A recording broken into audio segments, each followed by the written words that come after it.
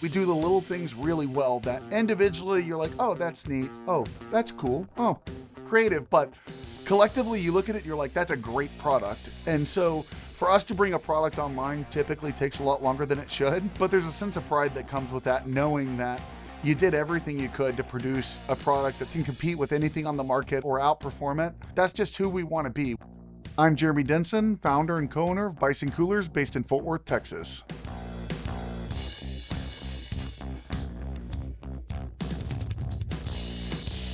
Originally, our core customer was the avid outdoorsman, but over the years, it's kind of morphed into the weekend warriors, pool parties and kids' soccer games and going to the lake. More so than anything, we want to put out a product that we can back with a ridiculous warranty and know that 10 years from now, that product can still be used. We have coolers that we sold back in 2011 that have spent every day in the back of a pickup truck here in Texas and are still being used on every job site that they go to.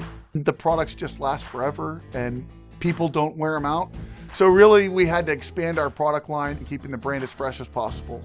I think one of my biggest downfalls is the fact that I tend to spend too much time in the product development life cycle. I get really into the weeds and I really focus in on a lot of the details. Take the Bison Bevy, for example, works with 12-ounce cans, tall cans, slim cans, and bottles. And my favorite part, on the bottom, it's got a built-in bottle opener. We have a patent pending design featuring our dual wide wheel. Our latches are some of the easiest to use. We've got the built-in ruler on top for the avid anglers. I think that's one of the things that really separates Bison from a lot of other products on the market is the little things. I've never lived in a county outside of Tarrant County. So it just made sense to base the business here and to keep the business here. It just kind of means a lot more knowing this is my actual home. Since an early age, I was a hustler. My dad and mom were entrepreneurs. Both of their parents were, my aunts and uncles. So it's always kind of been in my DNA. I remember my brother telling me that he's too cool for riding his bike anymore. And so he's like, I'm just going to sell it. And I was like, how much do you want for it? And so I went to my dad and I said, Dad, can I borrow $40? Spend $5 on a newspaper classifieds ad and sold it for $75. And my brother was looking at me like, why'd you do that? And I said, that was easy money.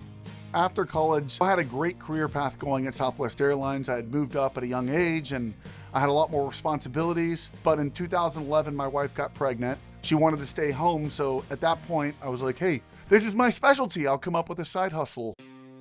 So when I approached my dad about starting Bison Coolers, he looked at me and he said, I think that's a crazy idea.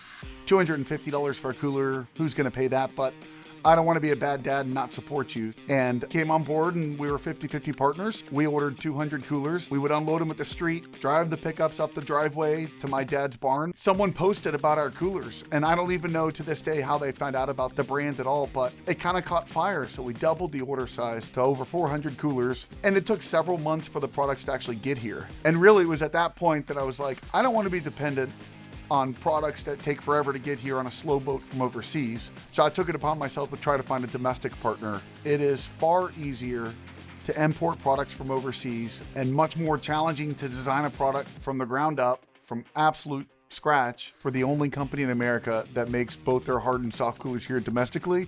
So we're kind of known as that American-made cooler brand. In our second year, we actually broke $1 million in revenue.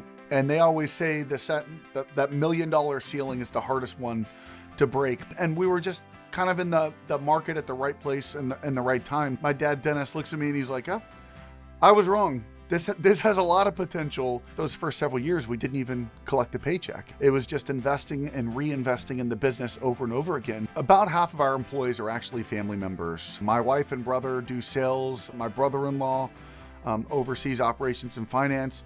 My cousin's kid works here. So when we say family owned and operated, we truly mean that. And so it does put a pretty hefty level of pressure on my shoulders. And some people really thrive in that. Some people get intimidated by it, but I think it plays well into my personality. But in the past 12 to 18 months, we've actually seen 3 competitors exit the industry or close their doors altogether. Small businesses and even mid-sized businesses are really struggling right now, whether it's inflation or it's tariffs or coming out of a COVID economy. So there's always that kind of like thought in the back of your head of like, are we next? We just keep investing in new products and being as efficient and productive as possible to really allow us to weather this storm. Just about every single product we offer can be customized. That it would be great to have it printed top to bottom so it doesn't look so cut off. I have a lot of customers that want the bottles, so the sooner we can get them in, the better. So it's allowed us to become probably the fastest custom cooler and drinkware company in the country. When we started off in my dad's barn, I didn't think that I'd ever see companies that literally have the largest market cap value in America put their confidence in the quality of our products, that they're willing to associate their brand with our brand. Late last year, we were very fortunate to get selected by Google to be a part of their 50 Stories, 50 States campaigns, and we represented the state of Texas. And it aired in most of Texas during the Super Bowl. It's just been completely on brand with wins and losses, but really that's what entrepreneurship is. When I think back to when I was 8 years old, I kind of knew at that point I'm going to own my own business one day. And I think my younger self, if this was what presented to me, owning a fun outdoor brand that I get to engage with customers and fans, and I think I would absolutely be like, that's the dream.